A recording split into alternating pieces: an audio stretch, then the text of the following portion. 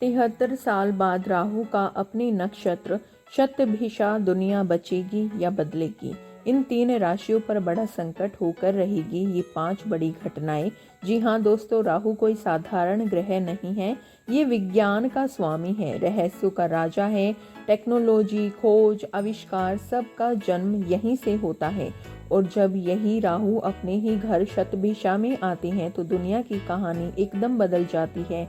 नवंबर 2025 से अगस्त 2026 तक राहु इसी नक्षत्र में रहेंगे और इसी अवधि में ज्ञान और बुद्धि के देवता बृहस्पति मिथुन राशि से राहु पर अपनी अति शुभ 9वीं दृष्टि डालेंगे। इतिहास कहता है ऐसे संयोग बहुत कम बनते हैं और जब भी बनते हैं दुनिया हिल जाती है। आखिरी बार ये योग 1951 में बना था और उसके बाद दुनिया में क्या क्या बदल गया। पहला, कमर्शियल कंप्यूटर जन्मा, डीएनए की रहस्यमयी संरचना सामने आई, पोलियो वैक्सीन आई, हाइड्रोजन बम बना, मिस्र में सत्ता बदली और भारत ने आज़ादी के बाद अपना पहला चुनाव कराया। अब वही ब्रह्मांडीय चक्र 2025 में वापस लौट रहा है। ये सिर्फ एक गोचर नहीं, ये मानव सभ्यता के नए अध्याय की शुरुआत है। आज के इस विशेष वीडियो में हम समझेंगे राहु जब अपने शतभिषा नक्षत्र में प्रवेश करते हैं तो कौन सी 3 राशियों पर सबसे गहरा प्रभाव पड़ता है। दुनिया की राजनीति, विज्ञान, अर्थव्यवस्था और आध्यात्मिक दिशा कैसे बदलती है। और वीडियो के अंत में मैं आपको राहु के 5 ऐसे उपाय भी बताऊंगी जो इस परिवर्तन को आपके जीवन में शुभ से भी अधिक शक्तिशाली बना देंगे। अर्धकाय महावीर्य चंद्रादित्य विमर्दनम त राहु प्रणमाम्यहम। सूर्य और चंद्र को ग्रहसने की क्षमता रखने वाले, अमृत पीकर अमर बने आधे शरीर वाले महावीर उन अद्भुत राहु को मेरा प्रणाम। इस दिव्य राहु स्तुति के साथ मैं आपका स्वागत करती हूँ। ओम नमः शिवाय। राहु सिर्फ ग्रह नहीं है, ये वो बेचैनी है जो आपको आगे बढ़ने पर मजबूर करती है। वो जुनून है जो कहता है चाहिए तो चाहिए किसी भी कीमत पर। राहु की पूरी कहानी इसी ऊर्जा पर टिकी है। देवताओं के बीच जाकर बैठ गया, अमृत पी लिया, गला कट गया, लेकिन इच्छा पूरी हो गई। यानी राहु वही है जो रिस्क लेकर भी जीत जाता है। और अब वही राहु अपने घर शतभिषा में लौट रहे हैं और इसके साथ एक नया अध्याय शुरू होने वाला है। ये समय सिर्फ राहु का नहीं बल्कि राहु और शनि का मिश्रित प्रभाव है, क्योंकि महर्षि पराशर ने स्पष्ट कहा है शनिवत राहु, यानी राहु वही फल देते हैं जो शनि जैसी ऊर्जा उत्पन्न करे। इसलिए आने वाले महीनों में जो भी होगा उसकी गहराई बहुत तेज और बहुत प्रभावशाली होगी। अब बात करते हैं वीडियो के अहम हिस्सों की। शतभिषा नक्षत्र क्या है, राहु यहाँ कैसे फल देते हैं, गुरु की 9वीं दृष्टि परिणामों को कैसे मोड़ देगी और कौन सी है वो 3 राशि। इन आधारों को शुरुआत में ही समझ लें क्योंकि राशिफल में इन्हें दोहराया नहीं जाएगा। वीडियो लंबा जरूर होगा लेकिन वादा है कि ज्ञान भी मिलेगा, दिशा भी मिलेगी और समाधान भी।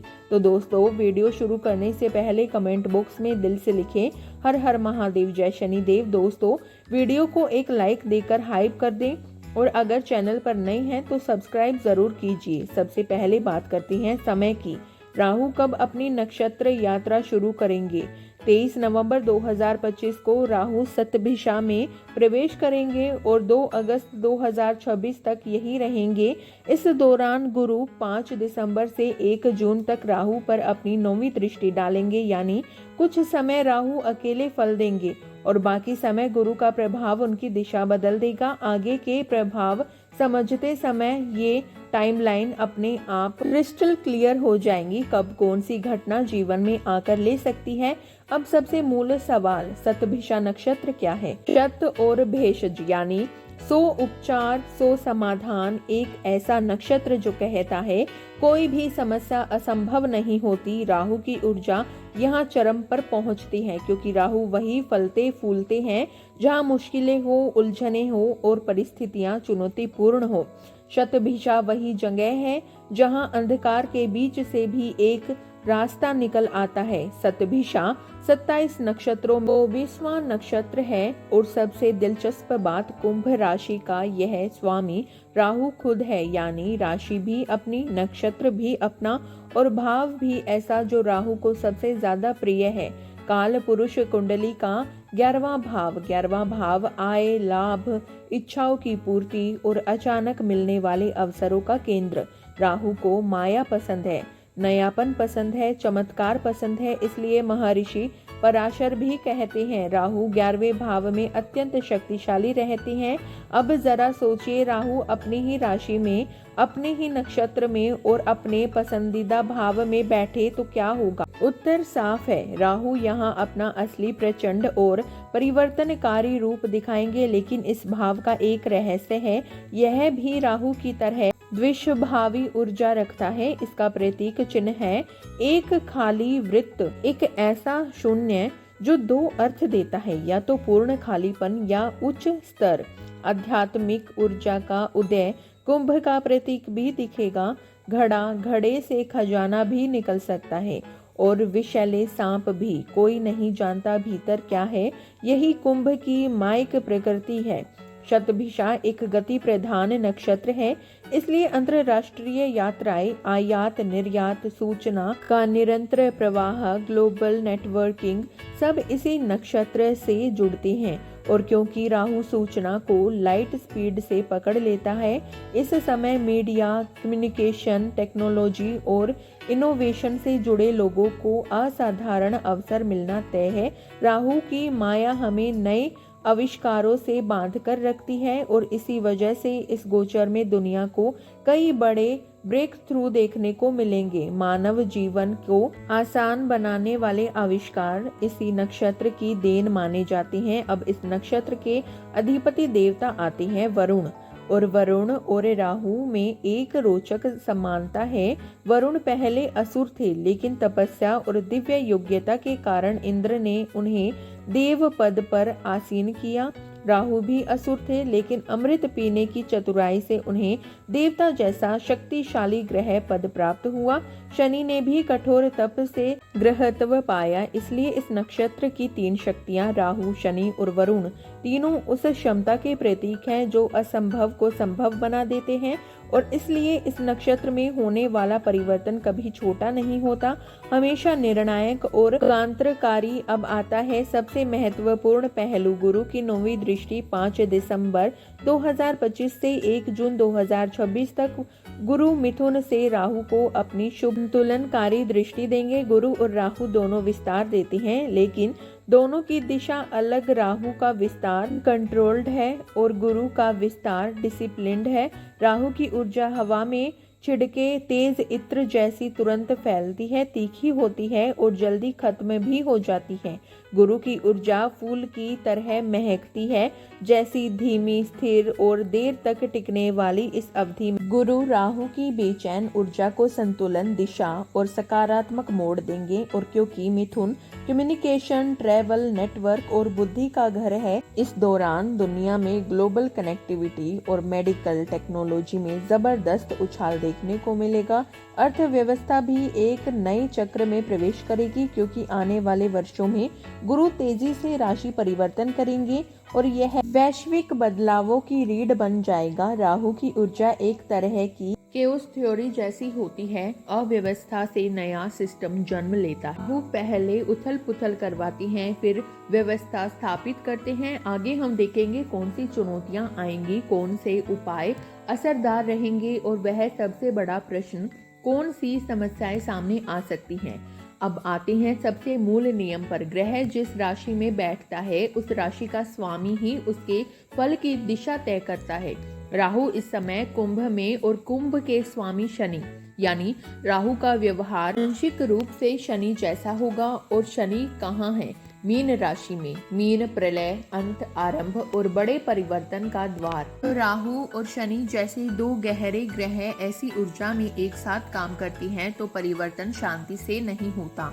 वह संघर्ष, विरोध और अस्थिरता की लहरों पर सवार होकर आता है। आपने 2025 में इसका पहला चरण देखा भी है। नई बीमारियों का उदय, देशों के बीच टकराव, आर्थिक दबाव, समाज में असंतोष और व्यवस्था से असहमति की आग, यही है थल पुथल से गुजरकर युग बदलना। राहु का जन्म भी समुद्र मंथन से हुआ था। पहले विष निकला, फिर अमृत। राहु का नियम भी यही है, पहले संकट फिर वरदान। अब राहु बैठे हैं 11वें भाव में, इच्छा पूर्ति का घर, लेकिन इसके पीछे छिपा है एक माया जाल। एक इच्छा पूरी होती है तो अगली इच्छा जन्म ले लेती है। राहु का शरीर नहीं, केवल सिर है, यानी तृप्ति भी नहीं होती। जो चाहिए बस चाहिए, कितना भी मिले कम ही लगता है। इसलिए इस समय वर्कहोलिक होना, अत्यधिक काम उठाना, ओवर थिंकिंग, एंजाइटी और मानसिक तनाव, ये सब बढ़ सकते हैं। महर्षि पराशर भी कहते हैं 11वें भाव का राहु इच्छाओं की पूर्ति तो देता है, लेकिन व्यक्ति को माया के जाल में और गहराई तक खींचता जाता है। और 11वां भाव किसका? 12वां है, मोक्ष का, यानी राहु माया बढ़ाता है, आध्यात्मिकता को पीछे धकेलता है। हाँ, सफलताएं आएंगी, इच्छाएं पूरी होंगी, लेकिन साथ में संघर्ष और दुविधाएं भी आएंगी। अगर आपने इस ऊर्जा को भावनात्मक संतुलन के साथ संभाल लिया तो यही राहु आपको अकल्पनीय वरदान भी दे सकते हैं। चलिए अब सीधे बात करते हैं उन 3 राशियों के बारे में जिनके जीवन में आने वाले हैं बड़े परिवर्तन। पहली तुला राशि। तुला राशि वालों, बात करें राहु के जीवन शक्ति भाव, आपके संतान भाव पर राहु की दृष्टि है। ये दृष्टि 2 चीजें देती है, संतान को नए अवसर और उनके जीवन में बदलाव। कुछ लोग अपने बच्चों की शिक्षा या करियर के लिए उन्हें दूर भेज सकते हैं। कुछ के घर छोटी छोटी गलतफहमियां बन सकती हैं, लेकिन ये स्थिति स्थायी नहीं, यह सिर्फ मानसिक प्रभाव है। जैसे अंधेरे में पेड़ भी आपको किसी डरावनी आकृति जैसा लगने लगता है।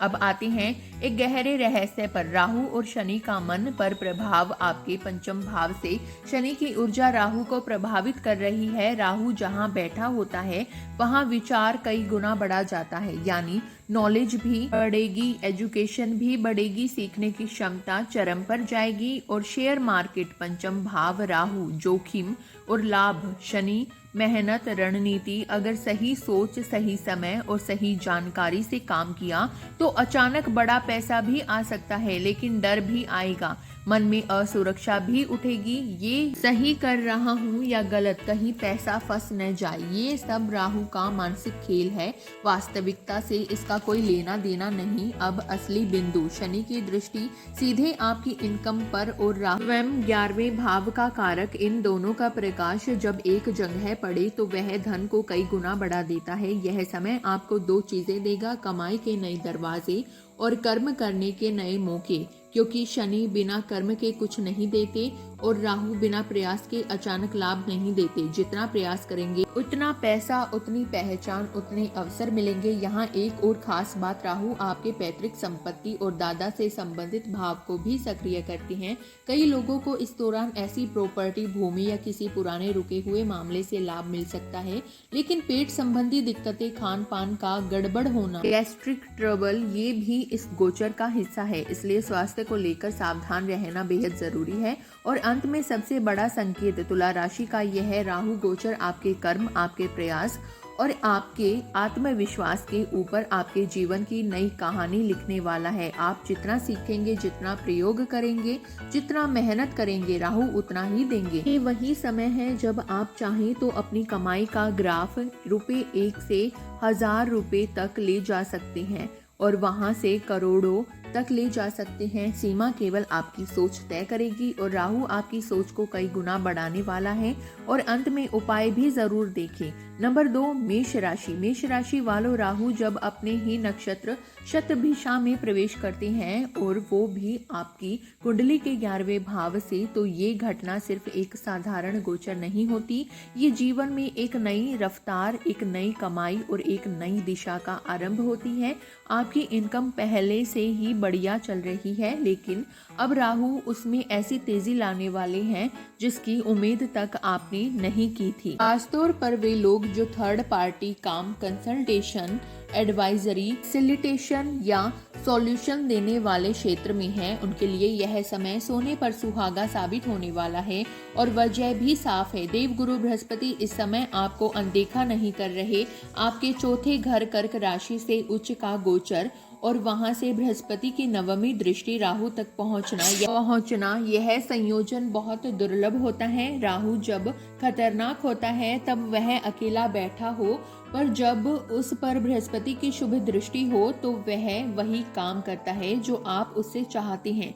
ग्रोथ, अवसर, बड़ी कमाई, बड़े संपर्क और बड़े मौके। लेकिन साथ में एक सच भी है, जब भी धन आए खर्चे भी आएंगे, क्योंकि राहु कुंभ में है और कुंभ के स्वामी शनि आपके 12वें भाव में बैठे हुए हैं। 7.5 का दबाव, स्वास्थ्य में उलझने और फिजूल खर्च आपके दरवाजे पर दस्तक दे सकते हैं। पर अच्छी बात यह है कि इनकम मजबूत रहेगी, यानी जितना खर्च आएगा आप उसे संभाल लेंगे। स्थिति बिगड़े बस संतुलन बनाए रखें और अंत में उपाय भी देखें। नंबर 3, मिथुन राशि। मिथुन राशि के जातकों, इस बार राहु का गोचर किसी सामान्य घर से नहीं बल्कि आपके 9वें भाव यानी भाग्य, दर्शन, विश्वास और जीवन दृष्टि वाले स्थान से हो रहा है। और कमाल की बात यह है कि शतभिषा नक्षत्र भी आपकी ही राशि में सक्रिय होने वाला है। इसलिए इस गोचर का प्रभाव सिर्फ सतह पर नहीं बल्कि आपके भीतर तक उतरकर बदलाव लाएगा। सबसे पहले बात उन क्षेत्रों की जो राहु तुरंत छूते ही सक्रिय कर देते हैं। धर्म, आस्था और जीवन के सिद्धांत। 9वां भाव इन सब का राजा है और राहु वह ग्रह है जो मन को प्रश्न करना सिखाता है, जो आपको पुरानी सीमाओं से बाहर निकालकर नई दिशाओं में सोचने का साहस देता है। इसलिए इस समय एक चीज साफ दिखेगी, आपकी सोच में गहराई आएगी, नया दृष्टिकोण विकसित होगा, दुनिया को देखने का नजरिया बदल जाएगा। लेकिन साथ ही परंपराओं से थोड़ी दूरी भी महसूस हो सकती है। जैसे लगता है मैं सच में क्या मानता हूँ, मेरे लिए क्या सही है, मैं क्यों मान रहा था जो अब तक मानता आया। यही आपको अपने अंदर के आध्यात्मिक आधार को मजबूत करना होगा। अगर भीतर स्थिरता रहेगी तो राहु आपकी सोच को सीमाओं से ऊपर उठाते हुए एक नए आसमान मिलवाएंगे। अब आते हैं राहु के सबसे बड़े तोहफे पर, भाग्य वृद्धि। 9वां भाव जब सक्रिय होता है, जीवन में अवसर अपने आप खुलने लगते हैं। नई जगहें, नए लोग, नए प्रस्ताव और नई यात्राएं सब आपके रास्ते पर आने वाले हैं। और इस पूरे समय देवगुरु बृहस्पति की 9वीं दृष्टि राहु को शक्ति देती रहेगी, यानी भाग्य के दरवाजे बंद होने के बजाय और जोर से खुलेंगे। उम्मीदें सिर्फ पूरी नहीं होंगी बल्कि उससे ज्यादा मिलेंगी। कई मिथुन राशि वालों को विदेश से बड़े अवसर, विदेशी व्यापार या अचानक लाभ हो सकता है। लेकिन 2 क्षेत्रों पर थोड़ी सजगता जरूरी है। संतान, उनके जीवन, शिक्षा, निर्णय या भविष्य को लेकर हल्की चिंताएं आ सकती है। मानसिक दबाव अति प्राकृतिक नहीं, सिर्फ राहु का मन पर प्रभाव है। माता पिता जिनके स्वास्थ्य में उतार चढ़ाव दिख सकता है, धैर्य रखें, यह स्थायी स्थिति नहीं है। अब कुल परिणाम की बात करें तो मिथुन राशि वालों के लिए यह काल बेहद प्रभावशाली निकल सकता है। गुरु आपकी राशि पर बैठे हैं, राहु आपका भाग्य भाव जगाए हुए हैं। इसका मतलब आपकी इमेज बढ़ेगी, आपका प्रभाव क्षेत्र फैलेगा, लोग आपके विचारों को महत्व देंगे और आपकी पब्लिक वैल्यू कई गुना बढ़ जाएगी। अचीवमेंट्स आएंगी, आपके काम की चमक बढ़ेगी और उस भीड़ में आपकी पहचान और पक्की हो जाएगी। अब बात करते हैं उपायों की। पहला उपाय, वरुण गायत्री मंत्र। ओम जल बिंबाय विद्मे नील पुरुषाय धीमहि तनो वरुण प्रचोदयात्। जल के स्वामी, भावनाओं के स्वामी और श्री कृष्ण द्वारा विभूति योग में वर्णित वरुण देव इस मंत्र में जो नील पुरुषाय धीमहि आता है वही संकेत देता है एक और गहरे उपाय की। नील पुरुष साधना, नीला रंग राहु, शनि और वरुण तीनों की ऊर्जाओं का मूल तत्व माना गया है। राहु का शांत होना ज्ञान से होता है, लेकिन राहु की तीव्रता को संतुलित करने के लिए उनकी तांत्रिक दिशा नील सरस्वती की साधना का मार्ग बताया गया है। इसी साधना में नीलकंठ शिव का प्रभाव भी शामिल होता है। राहु स्वयं शिव को गुरु मानते हैं और यह साधना राहु की उग्रता को संतुलित करने में अत्यंत प्रभावी है। लेकिन भाई ध्यान रहे, ये साधनाएं साधारण नहीं होती। इन्हें बिना किसी योग्य गुरु के मार्गदर्शन के YouTube देखकर करना उचित नहीं, गलती भारी पड़ सकती है। मैं यहाँ सिर्फ दिशा बता रही हूँ ताकि यदि कभी किसी सक्षम गुरु से सीखने का मौका मिले तो आप इस गहरी, दुर्लभ और शुभ साधना का लाभ ले सकें। यदि आपको हमारी दी गई जानकारियाँ पसंद आई हो तो वीडियो को लाइक करें, शेयर करें अपने परिवारजनों के साथ, अपने मित्रों के साथ। और यदि आप हमारे YouTube चैनल पर नए हैं तो चैनल को सब्सक्राइब करना ना भूलें और कमेंट बॉक्स में हर हर महादेव अवश्य लिखें। तो मिलते हैं अगली ऐसी ही दिलचस्प जानकारियों के साथ, तब तक के लिए धन्यवाद दोस्तों।